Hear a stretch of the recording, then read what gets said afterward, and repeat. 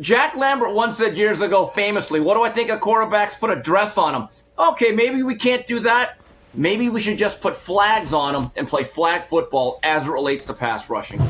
What do you think of my contention, and we'll start with you, Cosell, my contention that the NFL is trying too hard to please women?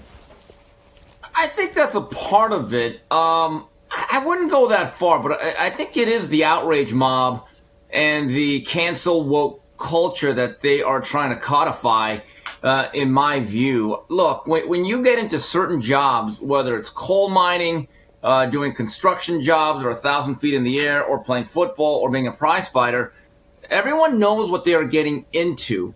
You are not drafted into this. Now, in the National Football League, you are drafted into an organization, but no one is theoretically forcing you to play. Now, maybe your circumstances and your socioeconomic factors force you to play this dangerous game. But I think for a very long time, most young men that take up this endeavor love the game of football. Now, over a course of time, it may turn into a business, which it is, but there's an acceptable amount where you could say, you know what? As Ray Robinson once said after a fatality in one of his fights, and they said, well, this sport is very dangerous and people can get hurt. And Mr. Robinson said as only he could, sir, I'm in the hurt business. There's a reality to it. You can make the game safer. You could cleanse it a little bit. But the truth of the matter is it's a violent endeavor.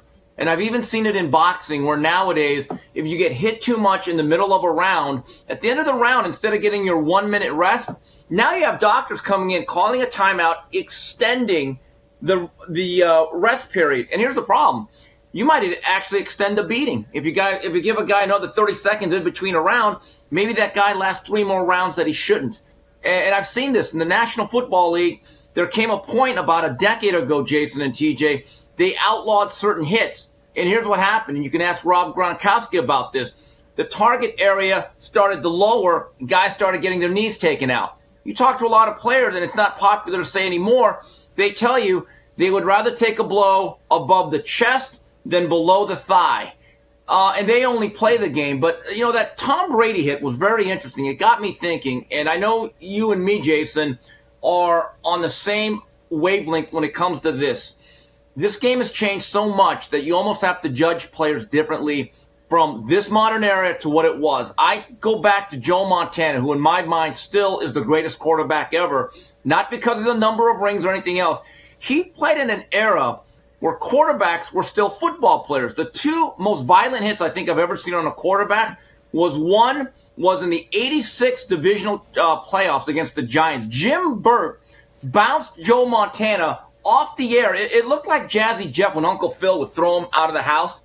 Nowadays, Jim Burt would not only get flagged, he'd get suspended, might get arrested for assault. And then the 1990 championship game, Leonard Marshall from the blind side on his third effort just absolutely hammered Montana to a point they could have put a chalk line out on the field of Candlestick Park, and it essentially ended his 49er run. He was out the whole year. And you know what? Neither play was dirty. I'm getting the sense now, guys. Jack Lambert once said years ago famously, what do I think of quarterbacks? Put a dress on them. Okay, maybe we can't do that. Maybe we should just put flags on them and play flag football as it relates to pass rushing. Trying too hard to please women? Yes. Now, there is some strategy behind this. Between 2008 and 2018, the youth football participation, age 6 to 18, lost 25% of their workforce, for lack of a better word, right?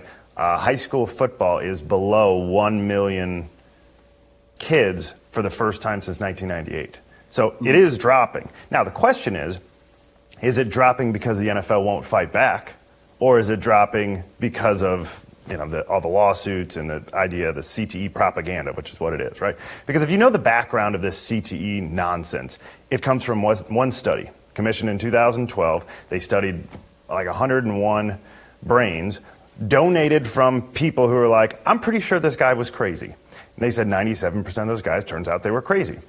And so they say, I bet all football players have CTE.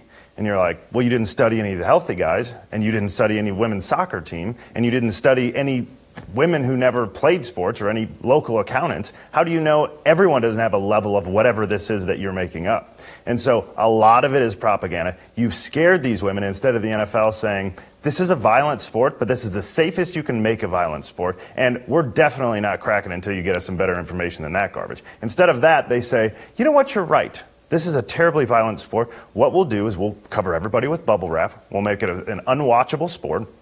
And we're really sorry. And I'm telling you, 8-year-old TJ would not recognize this game. When I was 8 years old, that was 1998. My favorite player at the time was John Lynch, who wouldn't be in the league today. He's an NFL Hall of Famer that wouldn't have existed. If I turned on today's thing, I'd say, why are they pushing everybody out of bounds? Why are they just pulling people down? What happened to my favorite player whose job it was to break collarbones? That's what made little TJ fall in love with football. I wouldn't recognize it today.